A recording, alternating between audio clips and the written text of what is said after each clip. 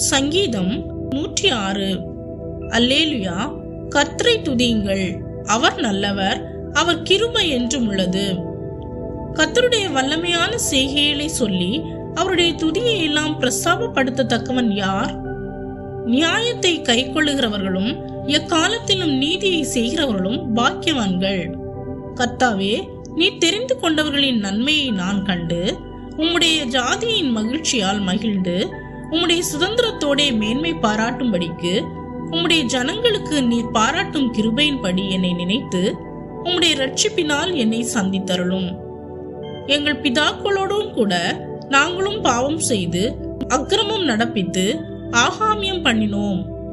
எங்கள் பிதாக்கள் எகிப்திலே உம்முடைய அதிசயங்களை உணராமலும் உம்முடைய கிருபையின் திரட்சியை நினையாமலும் போய் சிவந்த சமுத்திர ஓரத்திலே கலகம் பண்ணினார்கள். ஆனாலும் அவர் தமது வல்லமையை வெளிப்படுத்தும்படி தம்முடைய நாமத்தின் நிமித்தம் அவர்களை இரட்சித்தார். அவர் சிவந்த சமுத்திரத்தை அதட்டினார், அது வற்றி போயிற்று. வெட்டாந்தரையில் நடக்கிறது போல அவர்களை ஆழங்களில் நடந்து போக பண்ணினார். பகைஞன் கைக்கு அவர்களை விலக்கி ரட்சித்து சத்ருவின் கைக்கு அவர்களை விலக்கி மீட்டார். அவர்கள் சத்துருக்களை தண்ணீர்கள் மூடிக்கொண்டது, அவர்களில் ஒருவனும் மீந்திருக்கவில்லை. அப்பொழுது அவர்கள் அவருடைய வார்த்தைகளை விசுவாசித்து அவருடைய துதியை பாடினார்கள். ஆனாலும் சீக்கிரமாய் அவருடைய கிரியைகளை மறந்தார்கள். அவருடைய ஆலோசனைக்கு அவர்கள் காத்திராமல் வனாந்திரத்திலே இச்சை உள்ளவர்களாகி அவாந்திர வெளியிலே தேவனை பரீட்சை பார்த்தார்கள். அப்பொழுது அவர்கள் கேட்டதை அவர்களுக்கு கொடுத்தார். அவர்கள் ஆத்துமாக்களிலோ இளைப்பை அனுப்பினார். பாளையத்தில் அவர்கள் மோசேயின் மேலும் கர்த்தருடைய பரிசுத்தனாகிய ஆரோன் மேலும் பொறாமை கொண்டார்கள். பூமி பிளந்து தாத்தானை விழுங்கி அபிராமின் கூட்டத்தை மூடி போட்டது. அவர்கள் கூட்டத்தில் அக்கினி பற்றி எரிந்தது. அக்கினி ஜுவாலை துன்மார்க்கரை எரித்து போட்டது.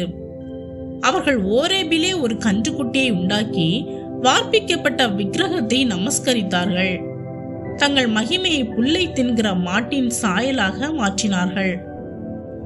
எகிப்திலே பெரிய கிரியைகளையும் காமின் தேசத்திலே அதிசயங்களையும் சிவந்த சமுத்திர தண்டையிலே பயங்கரமானவைகளையும் செய்தவராகிய தங்கள் இரட்சகரான தேவனை மறந்தார்கள். ஆகையால் அவர்களை நாசம் பண்ணுவேன் என்றார்.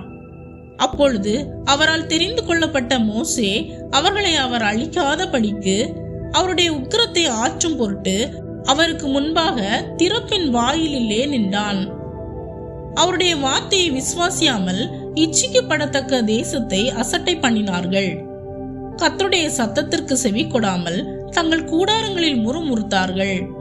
அப்பொழுது அவர்கள் வனாந்திரத்திலே மடியவும் அவர்கள் சந்ததி ஜாதிகளுக்குள்ளே அழியவும் அவர்கள் பற்பல தேசங்களிலே சிதறடிக்கப்படவும் அவர்களுக்கு விரோதமாக தம்முடைய கையை எடுத்தார்.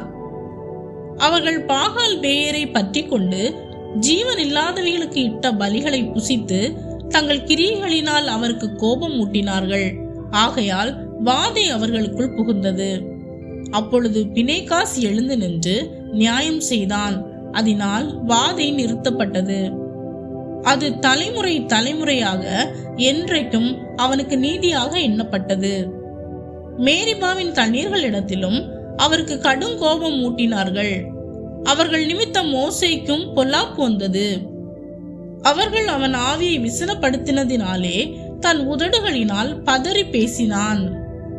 கர்த்தர் தங்களுக்கு சொன்னபடி அவர்கள் அந்த ஜனங்களை அழிக்கவில்லை. ஜாதிகளுடனே கலந்து அவர்கள் கிரியைகளை கற்று அவர்களுடைய விக்கிரகங்களை சேவித்தார்கள். அவைகள் அவர்களுக்கு கண்ணி ஆயிற்று. அவர்கள் தங்கள் குமாரரையும் தங்கள் குமாரத்திகளையும் பிசாசுகளுக்கு பலியிட்டார்கள். அவர்கள் கானான் தேசத்து விக்கிரகங்களுக்கு பலியிட்டு தங்கள் குமாரர் குமார்த்திகளுடைய குற்றமில்லாத இரத்தத்தை சிந்தினார்கள். தேசம் இரத்தத்தால் தீட்டுப்பட்டது. அவர்கள் தங்கள் கிரியைகளினால் அசுத்தமாகி தங்கள் செய்கைகளினால் சோரம் போனார்கள். அதனால் கர்த்தருடைய கோபம் தமது ஜனத்தின் மேல் மூண்டது.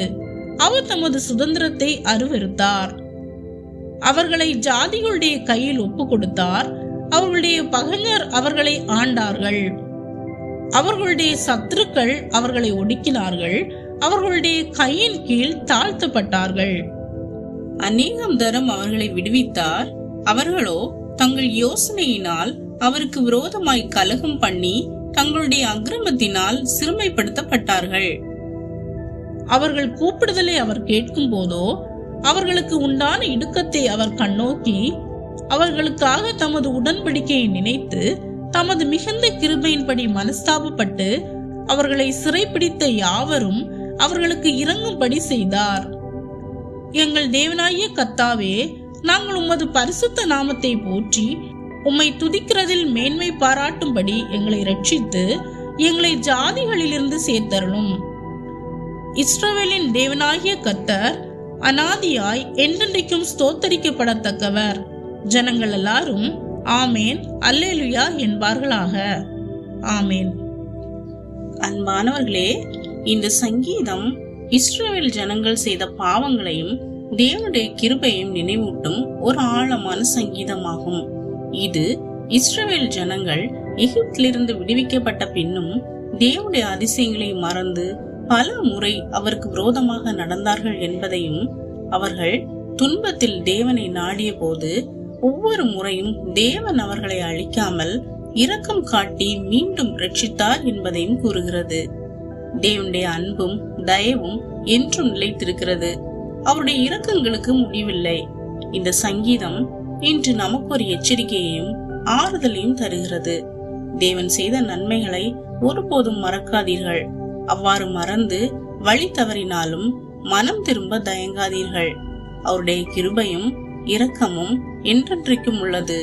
எனவே நாம் இன்று முதல் தேவன் செய்த நன்மைகளை மறக்காமல் நன்றி மற்றும் கீழ்ப்படிதல் உள்ள பிள்ளைகளாய் வாழ்வோம். ஆமேன்.